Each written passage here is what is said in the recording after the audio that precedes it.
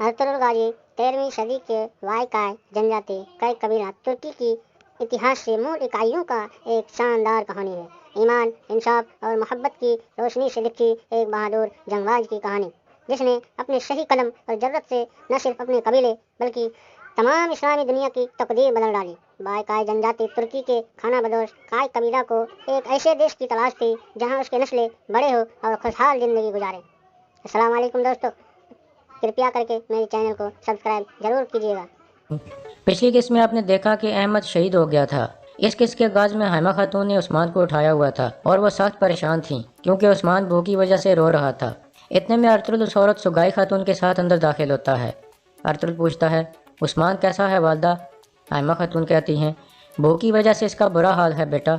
Ertugrul कहता है, यह सुगाई खातून है वालदा, इंशाल्लाह हमारे उस्मान की हालत अब ठीक होने वाली है। यह सुनकर हाइमा खातून अल्लाह का शुक्र अदा करती हैं और सुगाई खातून का शुक्रिया अदा करती हैं। फिर अर्तुगरुल कहता है, सुगाई खातून ने अपना बच्चा खोया है वालदा, हम अल्लाह की मदद से एक दूसरे से मिले हैं।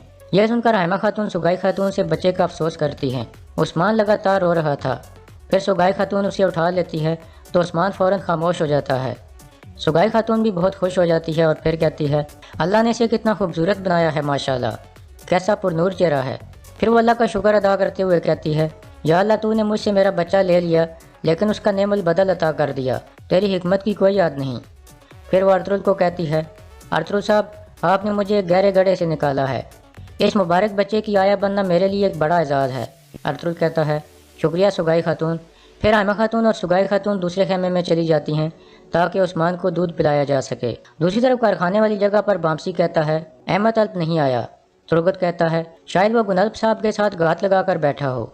इतने में गुनल्ब वहाँ पहुँच जाता है। बामसी पूछता है, क्या आपने काफिरों को ख़त्म कर दिया? गुनल्ब कहता है, हमने काफिरों को तबाह कर दिया है लेकिन मेरे सारे सिपाही शहीद हो गए हैं। ये सुनकर सब परेशान हो जाते हैं। फिर गुनल्ब कहता है, सिर्फ मैं ही अकेला बचा हूँ। अलमिला खातून और उनके आदमियों ने मेरी मदद की थी। गवर्नर कुत्ते की तरह भाग गया। अलमिला खातून अपने आदमियों के साथ उसके पीछे गई है। तुर्गत पूछता है, अहमद की कोई खबर है? गुनल्ब कहता है, गवर्नर क्रीतोस कह रहा था कि उसने अहमद को मार दिया है। यह सुनकर सब बहुत परेशान हो जाते हैं। तुर्गत पूछता है, वो कैसे उसे मार सकता है? गुनल्ब कहता है, उसे पता चल गया था कि अब वो अहमद अल्प है। तुर्गत कहता है, हमें लाजमी उसकी लाश तलाश करनी होगी। गुनल्ब कहता है, क्रीतोस कह रहा था कि उसने अहमद की लाश को रास्ते में छोड़ दिया है। फिर बामसी कहता है, चलो फिर तेज़ चलते हैं। फिर वो सब वहाँ से रवाना हो जाते हैं। दूसरी तरफ क्रीतोस भाग रहा था कि सामने से आलन गोया आ जाती है। क्रीतोस कहता है, मनहूस औरत। फिर वो उस पर हमला कर देता है।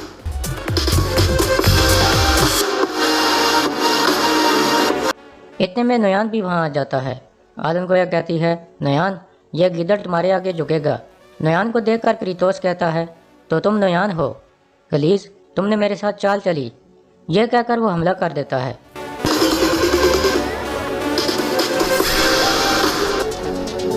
इस तरह आलन गोया उसका सर उतार देती है।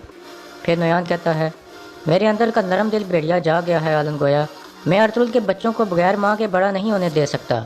गुंदुल साहब जी और उस्मान को तुम्हारे जैसी माँ की ज़रूरत है। तुम अर्तुगरुल के बिस्तर में जाओगी और तमाम तुर्कों के सबसे बहादुर सरदार को अपनी छोटी सी उंगली पर नचाओगी। अपने हुस्न और रूहों की मदद से अर्तुगरुल तुम्हारी मोहब्बत में गिरफ्तार होने से खुद को नहीं रोक सकता। और जब तुम गवर्नर क्रीतोस का सर उसके पास लेकर जाओगी तो तुम्हारी आंखों की चमक उसके दिल को छू लेगी। आलन गोया झुककर कहती है, अर्तुगरुल का बिस्तर मेरा बिस्तर होगा, उसके बच्चे मेरे बच्चे होंगे और वक्त आने पर उनके बाबा की खाल हमारे खेमे की कालीन बनेगी और उसके बच्चों को तुम अपनी तलवार से काटोगे। दूसरी तरफ काय कबीले में हकीम अर्तुगरुल के पास पहुंचता है और सलाम दुआ के बाद कहता है, अहमद अल्प गवर्नर के बारे में खबर लाया था सरदार। गवर्नर क्रीतोस अलमिला खातून के बनाए हुए कारखाने पर हमला करना चाहता है। यह सुनकर अर्तुगरुल बहुत गुस्से में आ जाता है और कहता है, वो गलीज ऐसा करने की जुर्रत कैसे कर सकता है? तुर्गत, बामसी और गुनल्ब साहब कहाँ हैं? अर्तुगरुल कहता है, वो सब उसी तरफ गए हैं सरदार, वो गवर्नर क्रीतोस से निपट लेंगे इंशाल्लाह। दूसरे खेमे में हाइमा खातून सुगाई खातून का बहुत शुक्रिया अदा करती हैं और कहती हैं, उस्मान की वालदा फौत हो गई लेकिन उसे तुम्हारे ज़रिए माँ की गर्मी मिल गई। ये कोई इत्तेफाक नहीं है कि यह तुम्हारे साथ इतना मानूस हो गया है। तुम्हें अल्लाह ने भेजा है और तुम्हें भी अपने खोए हुए बच्चे के बदले उस्मान में आराम मिल गया। सुगाई खातून कहती है, मेरा दिल अभी भी अपने बच्चे के दर्द में जल रहा है लेकिन जैसा कि आपने कहा, उस्मान की वजह से मेरा दर्द कुछ कम हो गया है। अल्लाह का शुक्र है कि मेरा सामना अर्तुगरुल साहब से हो गया। इंशाल्लाह मैं उस्मान का अपने बच्चे की तरह ख्याल रखूँगी। इतने में अर्तुल भी इजाज़त लेकर अंदर आ जाता है और कुछ देर बैठकर उस्मान को देखता है। उस्मान बहुत पुरसकून था। अर्तुल कहता है, अल्लाह आपसे राज़ी हो सुगाई खातून, आप उस्मान की उम्मीद बनी। मैं नहीं जानता कि मैं इसका बदला कैसे उतारूँगा। सुगाई खातून कहती है, दर हकीकत अल्लाह आपसे राज़ी हो, आप मुझे ज़िंदगी की तरफ वापस लाए हैं और मुझे उन जालिम आदमियों से बचाया। उस्मान मेरी ज़िंदगी में एक बहार की तरह आया है। अर्तुल कहता है, तो फिर आप हमारे कबीले की खातून बन जाएं, हम आपके लिए खैमा बनाएंगे, आप हमारे कबीले में रह सकती हैं। सुगाई खातून कहती है, आपसे मेरा दूध उस्मान के लिए है, मैं अपने बच्चे की तरह इसका ख्याल रखूँगी। यह सुनकर रहमा खातून कहती हैं, और अब से तो मेरी बेटी जैसी हो सुगाई खातून, हमारे कबीले में खुश आमदीद। इतने में अब्दुर्रहमान इजाज़त लेकर अंदर आता है और कहता है, अलमिला खातून आई हैं सरदार, वो आपसे मिलना चाहती हैं। यह सुनकर अर्तुल और रहमा खातून परेशान हो जाते हैं और फिर मरकज़ी खेमे की तरफ चल पड़ते हैं। कुछ देर बाद आलन गोया अंदर दाखिल होती है। अर्तुल कहता है, खुश आमदीद अलमिला खातून। आलन गोया कहती है, गवर्नर के हमले का पता लगने के बाद आपके सिपाहियों ने उसके लिए जाल बिछाया था और सबको मार दिया है, और मैंने उस गलीज़ गवर्नर से निपटने की जिम्मेदारी खुद ली जिसने आपके गम का फ़ायदा उठाने की कोशिश की। अर्तुल साहब,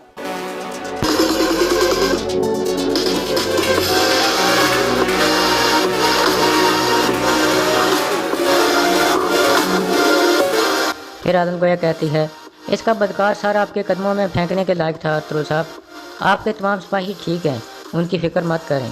अर्तुल खड़ा होकर कहता है, एक गवर्नर का सर उतारना एक औरत के लिए आसान काम नहीं है।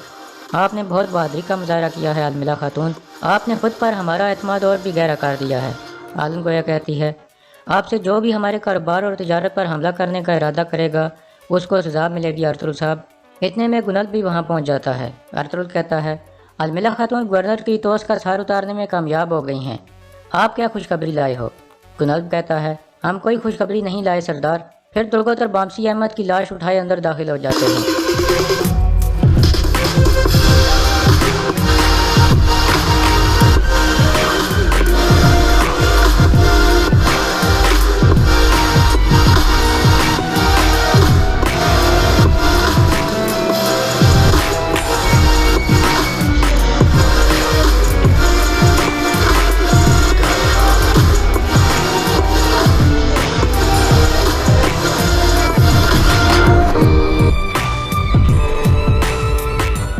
अहमद की लाश देखकर अर्तुल बहुत गमगीन हो जाता है और फिर पूछता है, यह कैसे हुआ तुर्गत?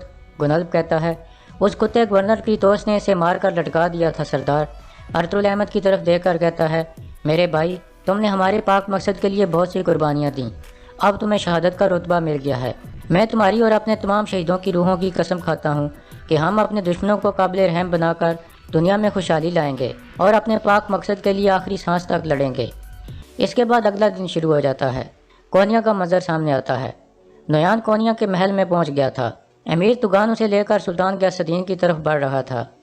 अंदर अमीर उसामतीन कहता है, मेरे सुल्तान, ओगेदाई खान का नयान को कासिद बनाकर भेजना बिल्कुल भी अच्छी अलामत नहीं है। गयासुद्दीन कहता है, उनकी नीयत वाज़ेह है, मंगोल बहुत से इलाकों पर कब्जा कर चुके हैं, अब वो हम पर दबाव डाल रहे हैं। ओगेदाई खान इस सूरत हाल को सामने रख कर अपने मुतालबात बढ़ाएगा। उसामतीन कहता है, अल्लाह हमें उसके शर से बचाए सुल्तान।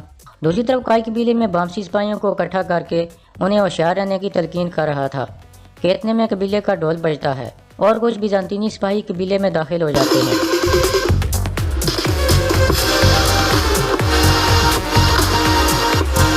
बामसी कहता है, लगता है शहनशाह हमारे ऊपर कोई नई बला डालने वाला है। घोड़े से उतरकर कमांडर कहता है, मैं बिलाजे का नया कमांडर हूँ, मेरा नाम रुमानोस है। तुर्कत और बामसी उसे खुश आमदीद कहते हैं।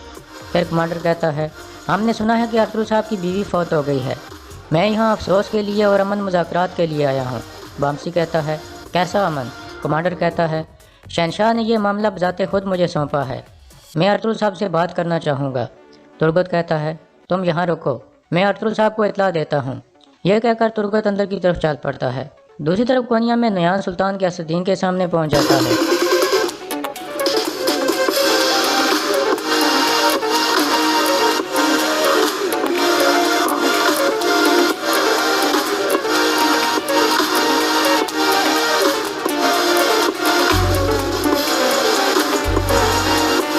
फिर गयासुद्दीन कहता है, تمہیں پتہ نہیں کہ سلطان کی عزت کیسے کی جاتی ہے نویان؟ نویان کہتا ہے میں تمہارے عہدیداری خان کا نمائندہ ہوں جو تمام خانوں کا خان ہے۔